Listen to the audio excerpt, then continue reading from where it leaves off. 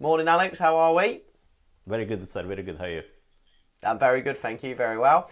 So obviously we've got a big blockbuster film to review today. So it's Oppenheimer, which we saw at the cinema as it should be. Yes. Not in IMAX or anything like that, but what an absolute humongous film of the year, man. Just it's a big boy, isn't it, to say the least? Indeed. But shall we roll straight to a clip to let the viewers see what Absolutely, it's yeah. all about? We're gonna watch a quick clip just to give you a glimpse of it. I know we're a bit late in the game with the review, and everybody, the whole world has seen this. But here's a quick clip, and then we'll come back with our thoughts. Yeah. A secret laboratory. In the middle of nowhere.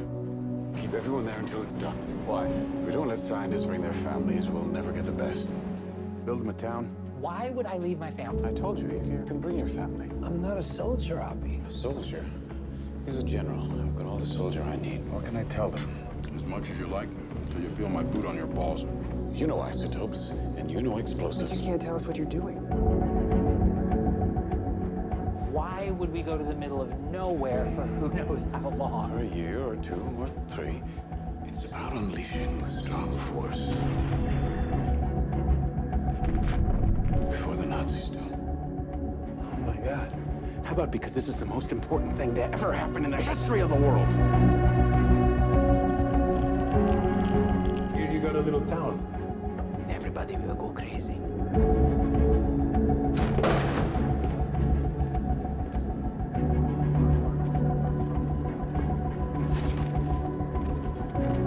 They won't let me leave. I won't let...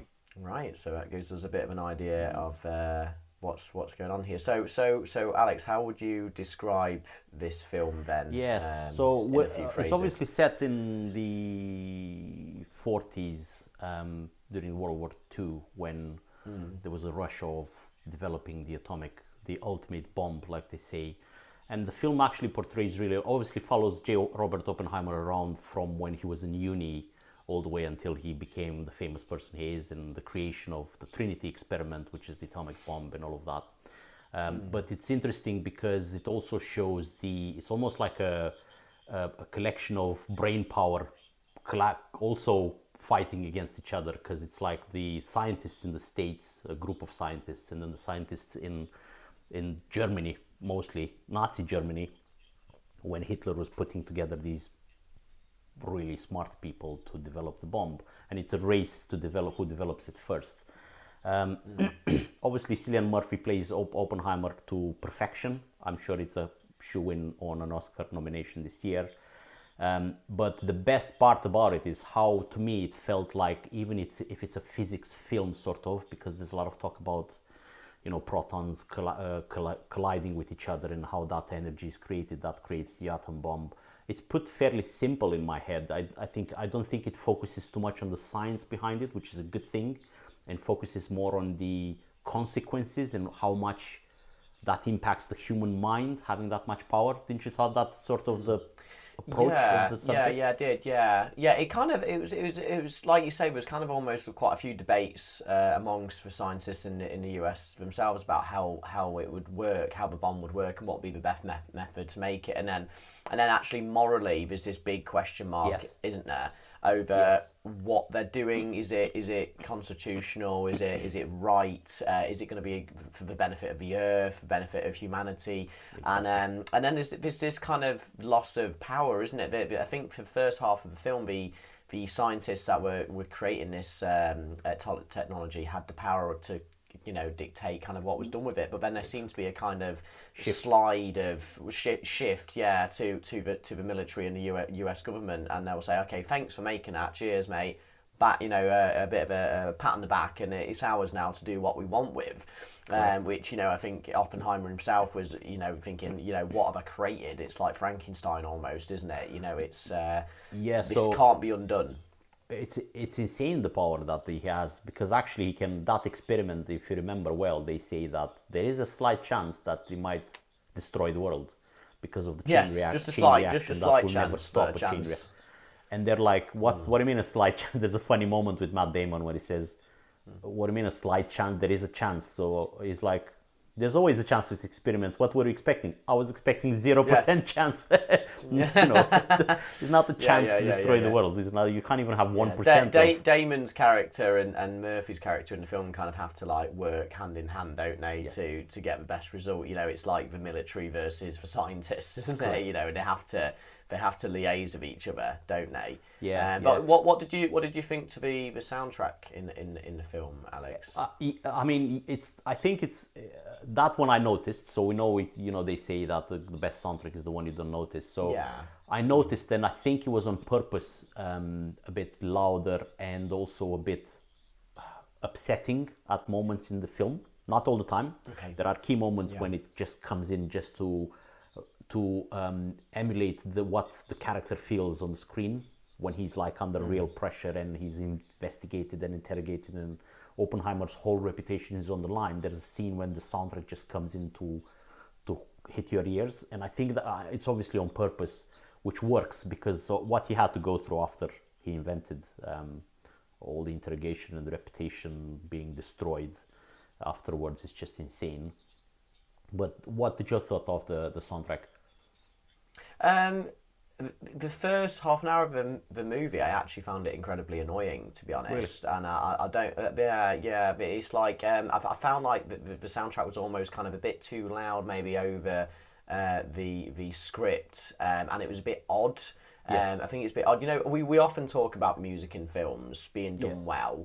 I think there's some scenes in Oppenheimer that it was done well, but then the kind of the main premise of the film, you know, overall, it just was a bit weak, to be honest, really. But I mean, in fact, that's my only complaint with the film, really. Other than that, I enjoyed it. You know, acting is sublime. I've always been a big fan of Cillian Murphy. Everything he's in, he's always of good taste. Yes. And so he's worked with Nolan before. He was in Inception. But here he was in Tenet as well, wasn't he? Yes, correct. Yeah. But this one, he's just fantastic, to be honest. He's just nails proper lead role. And he's all over the. He does a good job. The only other thing that I really liked about the film was the fact that it's very modern. So, you know, they talk about the power of technology. So these days we've got the power of AI, which can literally change the world. And you know, if you just take the atom bomb out of it and replace it with AI, it'll make for a very modern conversation about who wields that power and how do you control it and why would you release it in the world, and all of that, which is very interesting. So and this film is like two films in one. There's the creation of the bomb and the process of that, which is one of the narrative lines, and then there's the afterwards, the accusation of him being a communist, basically, and how that impacts what he's created and his team, and that's also very heartbreaking. It's just seeing him being abandoned by his mates and his fellow scientists one by one, and only sits there with his wife and faces the accusations, and it's just and very well put together as a film. So Christopher Nolan is back, you know, further away from Tenet as possible, because that wasn't a very good memory. But it wasn't my favourite film, that one. No. But you know, he's clawed it back with this one 100%. Yeah. Emily Blunt is fantastic. Short bursts as his wife, she's fantastic in it. And I think Robert Downey Jr. finally not being Iron Man anymore, because I can't even. He's gotten out of a stereotype. Yeah. So he plays one of these politicians that accuses him of being a communist and try to basically destroy his reputation. And but he's fantastic in it too. Absolutely. If it's anywhere in the cinemas at the time of this recording, absolutely worth seeing it in cinemas. Otherwise, it'll pop up everywhere on streaming services. But yeah, indeed. Happy with this one, to be honest. Very good recommendation, don't you think?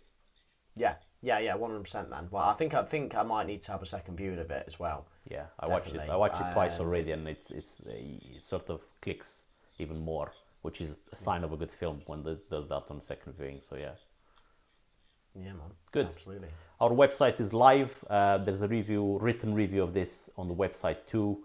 Feel free for all our viewers out there to go and comment on it and tell us what you thought about it.